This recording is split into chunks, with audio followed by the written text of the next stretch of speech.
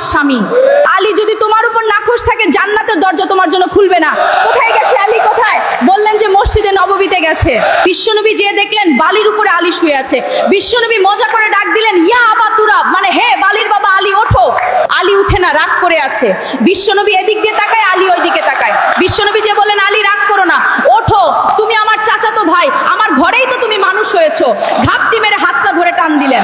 এরপর আলী উঠতে বাধ্য হলেন, ঘরে নিয়ে আসলেন। নিয়ে এসে বিশ্বনবী খাটের মাঝখানে শুলেন, ডান দিকে শোয়ালেন আলীকে, বাম দিকে শোয়ালেন ফাতেমাকে।